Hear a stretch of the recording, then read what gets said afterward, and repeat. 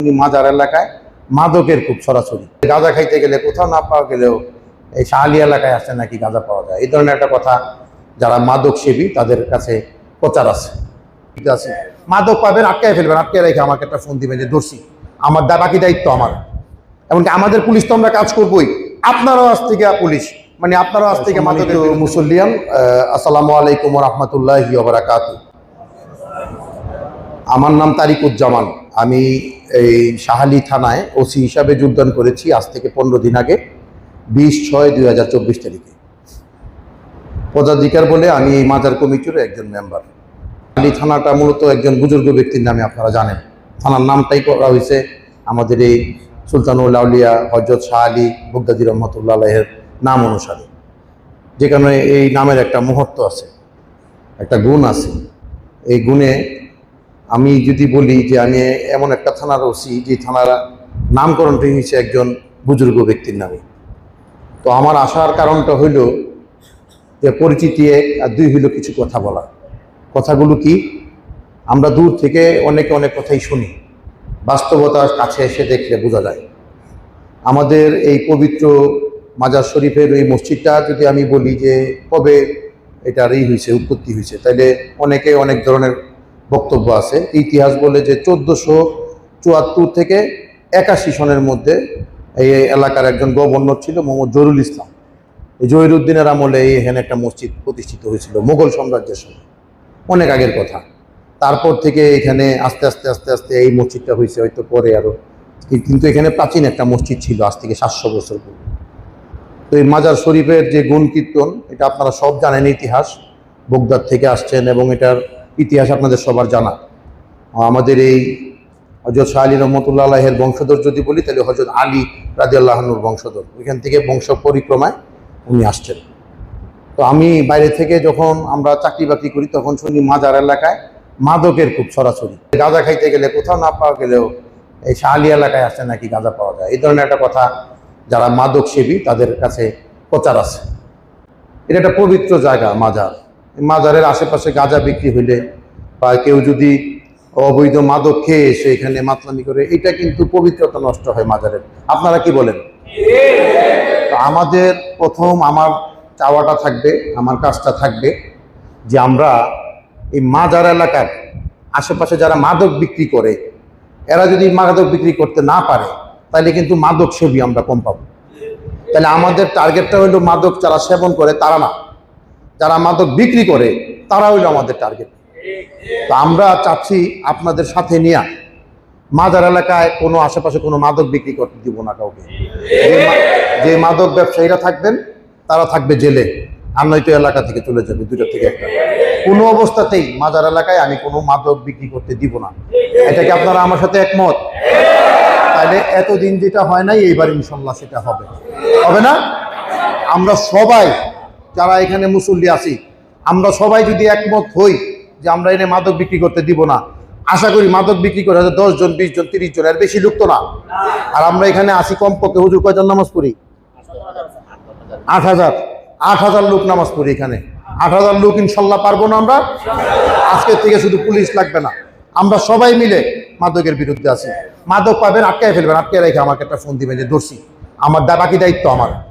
এমনকি আমাদের পুলিশ তো আমরা কাজ করবোই, আপনারাও আজ থেকে পুলিশ, মানে আপনারাও আজ থেকে মাদকের বিরুদ্ধে ধরবেন। আইনেও বলা আছে যে কোনো আমলযোগ্য অপরাধ জনগণ ধরতে পারে, এটা আইনে স্পষ্ট বলা আছে। আপনারা ধরতে পারেন, ধরে তাৎক্ষণিক পুলিশকে জানাবেন। এই পাওয়ারটা, ক্ষমতাটা আইন থেকেই আপনারা পান ধরার। আমি কি বুঝাইতে পারছি? অবৈধ না আপনাদের ধরাটা।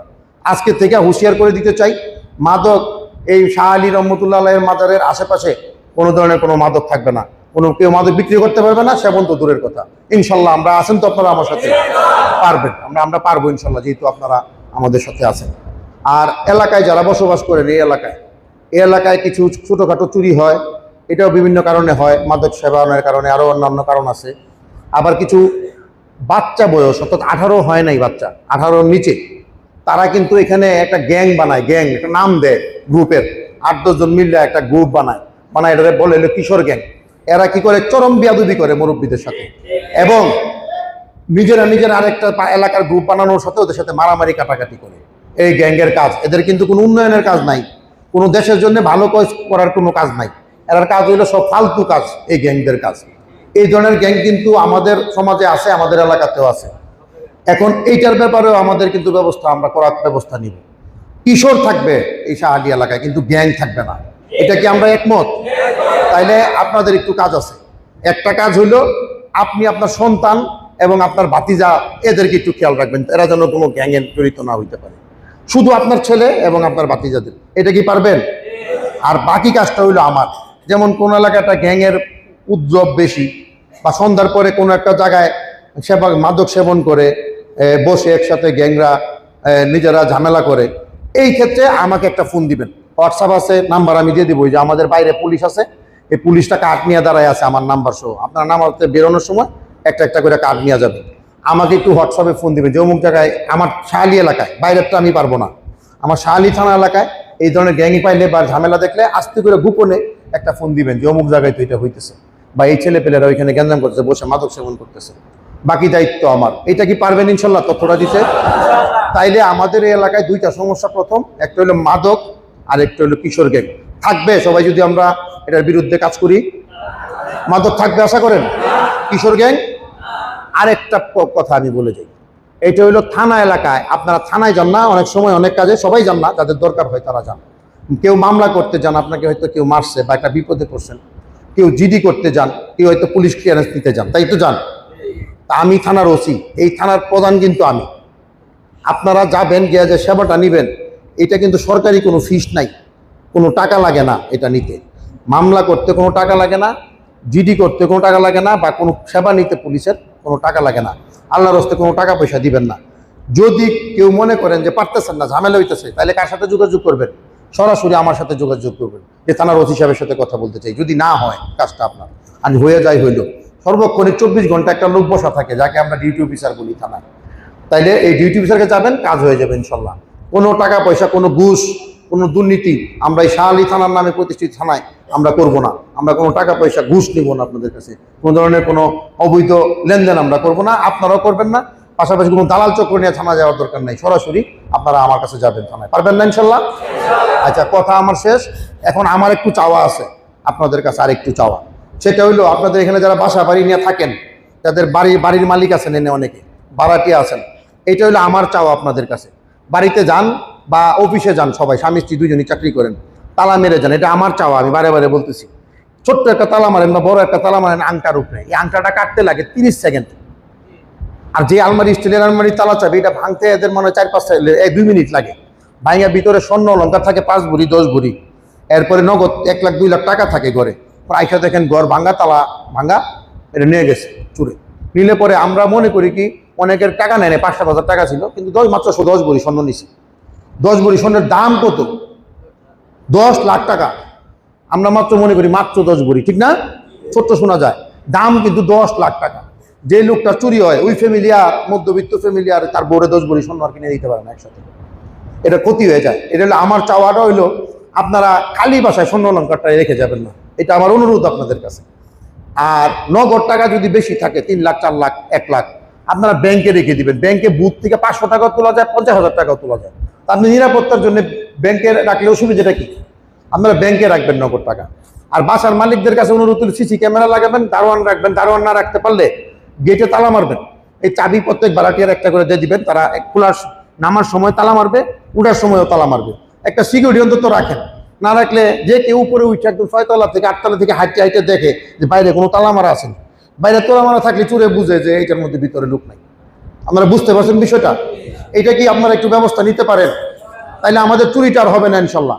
এই চুরির ব্যাপারে আমার একটু অনুরোধ আপনাদের কাছে, সিসি ক্যামেরা লাগান, সিকিউরিটি গার্ড রাখেন, এবং প্রয়োজনে সিকিউরিটি গার্ড না থাকলে তালা মেরে প্রত্যেককে একটা করে চাবি দিয়ে দিবেন। পারবো না ইনশাল্লাহ সবাই?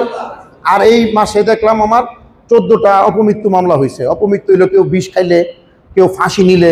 এই মামলা থানা হইলো ছোট্ট, এখানে 14টা যদি অপমৃত্যু মামলা হয়, তার মানে অনেক বেশি 6 মাসে।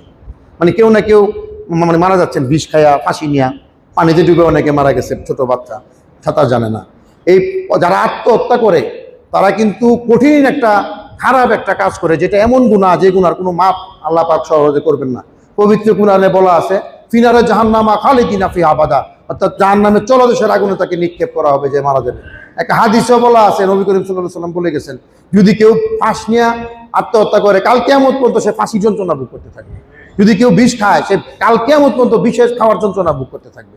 তাইলে এই যে আত্মহত্যার প্রবণতা, এটা কমানোর জন্য আপনার বাড়ির যে ছেলে মেয়েরা আছে তাদেরকে একটু বুঝাবেন যে মরলে কিন্তু তোদের মাপ নাই, কেউ কিন্তু আত্মহত্যার পথ বেছে নিবা না। প্রয়োজনে আমাদেরকে মুরব্বীদেরকে বিচার দিবা, আমাদেরকে বলবা কোনো মনে কষ্ট থাকলে। যদি এটা মনে করো না, পুলিশকে বলতে হবে, পুলিশকে গিয়ে বলবা, পুলিশ বিচার করবে। আত্মহত্যার পথ তোমরা বেছে নিও না। এটা একটু বুঝাইতে পারবেন না সবাইকে? এবং কমানো উচিত আমাদের, এটা বেশি বেড়ে গেছে, এটা যাতে না হয়। আমার বক্তব্য শেষ।